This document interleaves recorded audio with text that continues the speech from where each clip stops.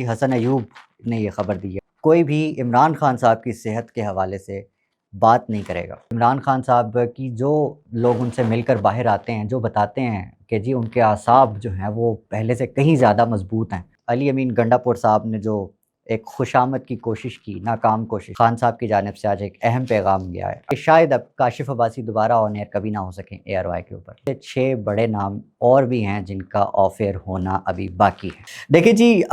اس سے پہلے بھی عمران خان صاحب کی صحت کے حوالے سے اس طرح کی خبریں جو ہیں وہ گردش کرتی رہی ہیں۔ اب یہ کیا وجہ ہے، کون یہ خبریں کرال کرواتا ہے اور کیا وجہ ہوتی ہے اس کے پیچھے، یہ ڈھونڈنا بہت ضروری ہے۔ اس بار انہوں نے کہا جی کان میں تکلیف ہے اور جو ان کو پتہ نہیں کون سی آوازیں، ہیلی کاپٹر کی آوازیں آنی شروع ہو جاتی ہیں۔ وہ رات کو جو مسخرے بیٹھتے ہیں ٹیلی ویژن پہ، جو اس طرح کی باتیں کرتے ہیں، تو اس سے کوئی فرق نہیں پڑتا۔ آج علیمہ خان صاحبہ نے سب کی تردید کرتے ہوئے کہا کہ عمران خان صاحب کو تو ایون یہ بھی نہیں پتا تھا کہ انہیں کیا ہے، وہ تو ہنس پڑے اس معاملے میں۔ انہوں نے یہ نام لیا جس صحافی نے یہ خبر دی تھی، اور انہوں نے کہا کہ جی حسن ایوب نے یہ خبر دی ہے، اور انہوں نے کہا کہ یہ ٹاؤٹ ہیں، یہ وہ لوگ ہیں جن کو یہاں سے ہدایات ملتی ہیں، ان کی اپنی کوئی بات نہیں ہوتی، کوئی چیز اوتھینٹسٹی نہیں ہے ان کی۔ تو یہ بھی کہا، اور جو اصل بات ہے وہ یہ کہ اب پارٹی کا کوئی اور شخص بھی یا پھر کوئی ABC، نیم اینی ون، کوئی بھی عمران خان صاحب کی صحت کے حوالے سے بات نہیں کرے گا۔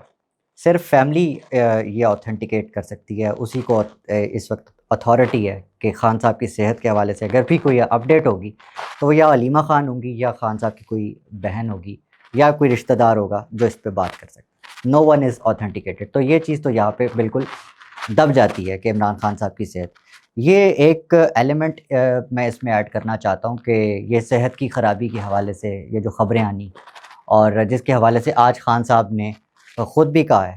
کہ میری جو بیگم ہیں، میری اہلیاں ہیں، ان کو بھی بند اس لیے کیا ہوا ہے کہ یہ چاہتے ہیں کہ شاید میں اس دباؤ میں آ کر ڈیل کر لوں گا، یا یہ مجھے روتا ہوا، مجھے گرتا ہوا، لیٹا ہوا دکھانا چاہتے ہیں۔ تو یہ ان کی بھول ہے، کیونکہ عمران خان صاحب کی جو لوگ ان سے مل کر باہر آتے ہیں، جو بتاتے ہیں کہ جی ان کے اعصاب جو ہیں وہ پہلے سے کہیں زیادہ مضبوط ہیں، وہ 1 ہفتہ 2 ہفتے کیا کئی مہینے اور بھی جو ہیں وہ جیل میں گزار سکتے ہیں۔ تو یہ وہ ساری کوششیں جو خان صاحب کو گرانے کے لیے، ان کو نیچا دکھانے کے لیے یا کم تر پیش کرنے کی جو کوششیں ہیں، وہ ساری کی ساری ناکام ہو جاتی ہیں۔ اور یہ 24 گھنٹے کی خبر نہیں ہوتی ٹوٹل، جو اس طرف سے جاتی ہے خان صاحب کے حوالے سے، فوراً تردید آ جاتی ہے۔ دیکھیں یہ بہت ضروری ہے یہ سمجھنا کہ خان صاحب نے عالیہ حمزہ کے حوالے سے جو احکامات جاری کیے ہیں، اب خان صاحب اس سے نکالنا کیا چاہتے ہیں۔ دیکھیں خان صاحب نے بہت سے دھوکے کھائے ہیں، KP کے اندر بھی لیڈرشپ جو ہے اس طرح سے نہیں ایکسپیکٹیشنز پہ اتر سکی، پنجاب میں بھی اور ملک کے دیگر حصوں میں بھی۔ تو پنجاب میں خان صاحب عالیہ حمزہ پہ جو اعتماد کر رہے ہیں اس کی ایک وجہ ہے۔ عالیہ حمزہ از اے سمبل آف ریزسٹنس۔ ایک تو وہ خاتون بھی ہیں اور دوسرا وہ 9 مئی والے کیسز میں جیل بھی کاٹ کے آئی ہوئی ہیں۔ تو اس پوری صورتحال میں جو حماد اظہر گروپ کو بالکل سائڈ پہ کر دینا اور عالیہ حمزہ کو تمام اختیارات دے دینا، یہ کہتے ہوئے کہ لمیٹڈ اختیارات سے کچھ نہیں ہوگا، اب ہمیں تھوڑا سا آگے بڑھنا ہوگا۔ تو یہ جو ان لمیٹڈ اختیارات دیے ہیں عالیہ حمزہ کو، دس از اے اسٹیپ فارورڈ کہ اب خان صاحب چاہتے ہیں کہ اب مزید آگے بڑھا جائے ریزسٹنس میں، اور ایک قدم اور۔ تو اب دیکھیے کہ عالیہ حمزہ کے پاس اب تمام اختیارات آ گئے ہیں۔ اب آپ کو پنجاب کی جو لیڈرشپ ہے وہ دوڑتی ہوئی نظر آئے گی، آپ کو وہاں پہ بھی جو ہے وہ متحرک ہونا نظر آئے گا، بشمول اس کے کہ اب عید کے بعد جو ایک بڑا شو لگنے جا رہا ہے، لانگ مارچ کہاں سے شروع ہوگا یا کہاں ختم ہوگا یہ سوال نہیں ہے۔ جو اصل کردار ہوگا اس بار وہ پنجاب کا ہوگا اور عالیہ حمزہ کی لیڈرشپ میں ہوگا۔ خان صاحب کم از کم عالیہ حمزہ سے یہ ایکسپیکٹ کر رہے ہیں کہ یہ جو عید کے بعد شروع ہونے والی تحریک ہے اس میں عالیہ حمزہ کا کردار جو ہے وہ بہت اہم ہونے جا رہا ہے۔ دیکھیں جی، عمران خان صاحب پہلے بھی ایک بہت بڑا نام ہے، ہیرو ہیں، لیکن وہ آج بھی ان کی جو خصلت ہے یا کہہ لیں کہ جو ان کا براٹ اپ ہے وہ یہی ایک عام انسان کی طرح ہی ہے، ایک مڈل کلاس آدمی کی طرح، زمین پہ سلا دو گے سو جائے گا۔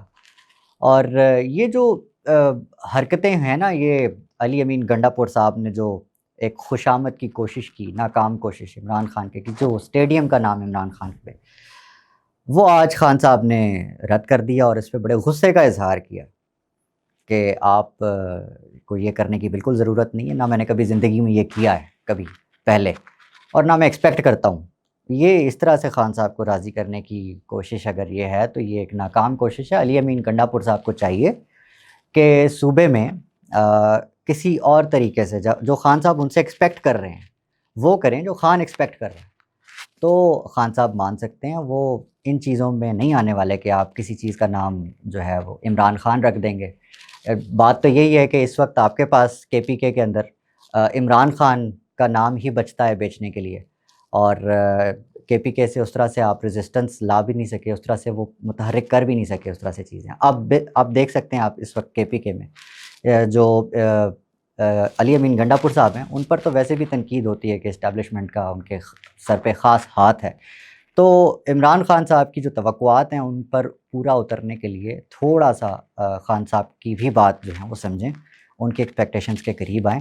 یہ نہیں ہو سکتا کہ آپ خوشامد کریں اور وہ خان صاحب مان جائیں، وہ اتنا ہی از ناٹ اے ایزی گائے،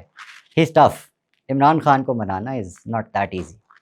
آج ایک خبر آئی، انصار عباسی صاحب نے صبح ایک خبر دی کہ مولانا فضل الرحمان صاحب اور کی شکایت ہے کہ کچھ لیڈران نے مولانا صاحب کے حوالے سے ماضی میں کچھ ایسے بیانات دیے جس پر اعتراض ہے۔ اچھا، یہ بظاہر تو بڑی چھوٹی بات ہے جس کا کبھی اظہار مولانا صاحب نے کیا بھی نہیں خان صاحب کے ساتھ یا کسی سے بھی، پارٹی کی حیثیت میں بھی، لیکن یہ بات چونکہ اٹھ کر سامنے آئی تو اس کو بھی ایڈریس کرنا ہے، اور اس کے علاوہ بھی کچھ اہم پیغامات ایسے دیے گئے۔ خان صاحب کی جانب سے آج ایک اہم پیغام گیا ہے اڈیالہ سے، اور وہ ڈیوٹی لگی ہے سلمان اکرم راجہ صاحب کی کہ وہ مولانا صاحب سے ملیں اور عمران خان صاحب کا وہ جو خاص پیغام ہے پہنچائیں، انہیں راضی کریں کہ وہ جو ایک اپوزیشن اتحاد ہے اس میں شمولیت اختیار کریں، اور یہ جو ایک تحریک شروع ہونے والی ہے عید کے بعد اس میں اپنا ایک اہم کردار ادا کریں، جو کہ اتنا مشکل نہیں ہے۔ مجھے جو تصویر بنتی نظر آ رہی ہے وہ اس میں مولانا فضل الرحمان، محمود خان اچکزئی اور پاکستان تحریک انصاف کی جو لیڈرشپ ہے وہ ایک کنٹینر پہ نظر آ رہے ہیں، اور ہو سکتا ہے کہ اس وقت تک پیپلز پارٹی کی بھی جو ہے وہ حکومت سے کچھ دوریاں پیدا ہو چکی ہوں۔